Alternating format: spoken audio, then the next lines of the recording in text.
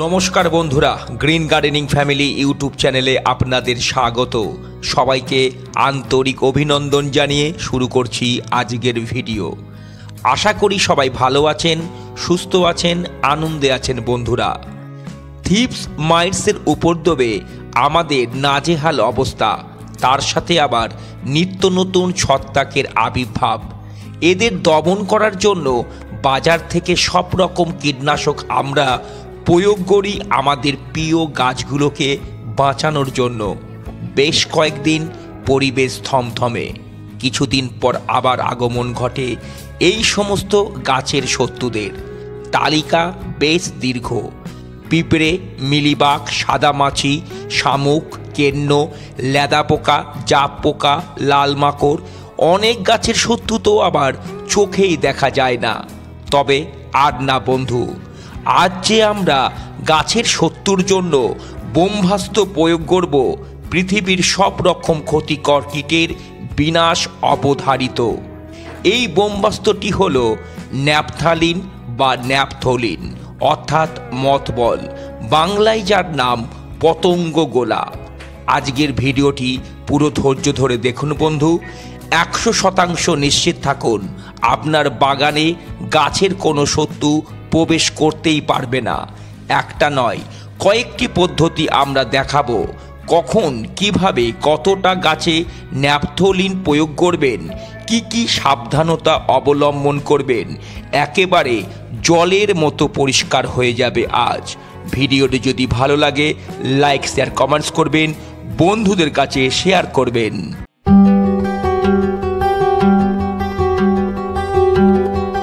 সর্বপ্রথম আমরা কিছু ন্যাপথলিনের বল নিয়ে নেব।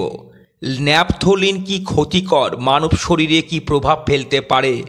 হ্যাঁ, ন্যাপথলিন একটি ক্ষতিকর প্রভাব ফেলতে পারে আমাদের শরীরে। তাই যখনই আপনি কীটনাশকটা তৈরি করবেন, মুখে কোনো আবরণ দেবেন, পরে হাতটা ভালো করে আপনি হ্যান্ড ওয়াশ করে নেবেন। না হলে কিন্তু ডায়রিয়া, বমি বমি ভাব, কোষ্ঠকাঠিন্য, মাথা ব্যথা সহ বিভিন্ন পার্শ্ব প্রতিক্রিয়া আপনার দেখা দিতে পারে। ন্যাপথলিন একটি রাসায়নিক পদার্থ। 10টি কার্বন পরমাণুর সাথে 8টা হাইড্রোজেন পরমাণু যুক্ত হয়ে ন্যাপথলিনের অণু গঠিত হয়। এর রাসায়নিক সংকেত C10H8। এটি একটি ঊর্ধ্বপাতিত পদার্থ, সাধারণত জীবাণুনাশক, পতঙ্গনাশক হিসাবে ব্যবহৃত হয় ন্যাপথলিন। ন্যাপথলিনগুলো আমরা একটা প্লাস্টিকের ভেতরে দিয়ে খুব ভালো করে গুঁড়ো গুঁড়ো করে নেব। ন্যাপথলিন জলে দ্রবণীয়, কিন্তু সময় সাপেক্ষ।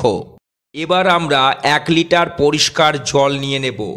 এই 1 লিটার পরিষ্কার জলের মধ্যে 2 গ্রাম ন্যাপথলিনের গুঁড়ো আমরা মিশিয়ে দেব।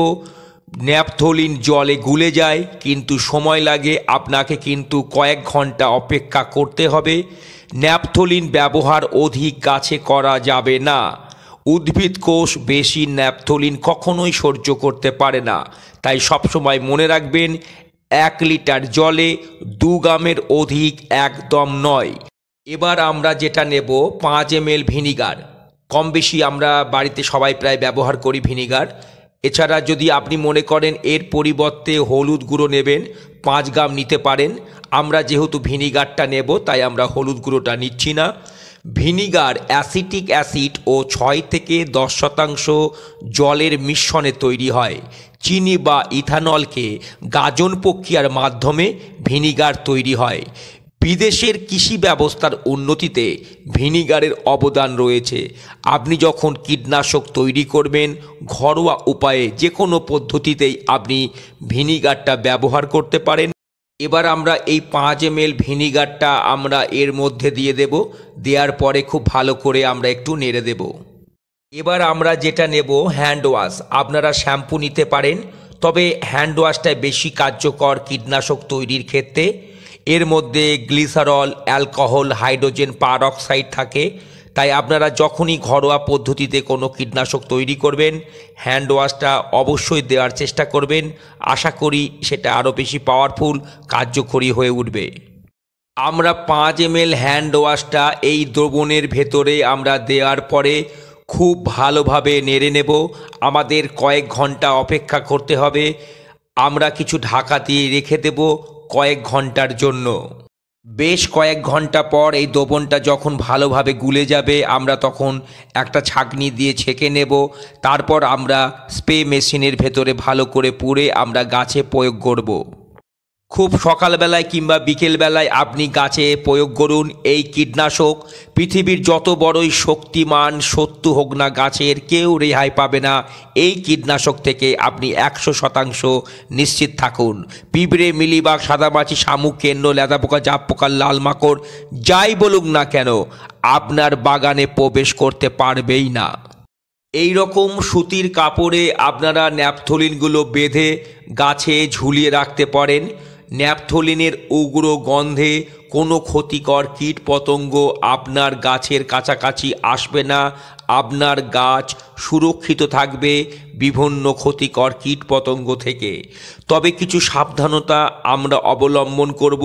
অত্যাধিক ন্যাপথলিন আমরা গাছে, মাটিতে কখনোই প্রয়োগ করব না। এতে অক্সিজেনের মাত্রা মাটিতে কমে যেতে পারে, গাছের সালোক সংশ্লেষের সমস্যা হতে পারে, মাটি বিষময় হয়ে যেতে পারে, পরিবেশ দূষণ হওয়ার সম্ভাবনা থেকে যাবে।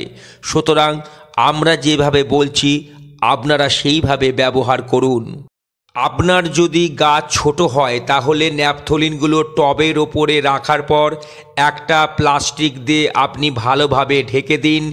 কয়েক ঘন্টা রেখে দিন। আপনার গাছের সমস্ত কীটগুলো সহজেই দমন হবে এবং কয়েক ঘন্টার মধ্যেই কিন্তু আপনার গাছ সুস্থ হয়ে উঠবে। এইভাবে আপনি আপনার গাছে ন্যাপথলিন প্রয়োগ করুন সঠিক পদ্ধতিতে, সঠিক নিয়মে, সাবধানতা অবলম্বন করে। ভিডিওটি যদি ভালো লাগে লাইক, শেয়ার, কমেন্টস করুন। আর যদি সম্ভব হয় বন্ধু, সাবস্ক্রাইব করে আমাদের পরিবারের অন্তর্ভুক্ত হন। দেখা হবে খুবই শীঘ্রই পরের ভিডিওতে। ভালো থাকবেন, সুস্থ থাকবেন, সব সময় থাকুন আনন্দে। নমস্কার।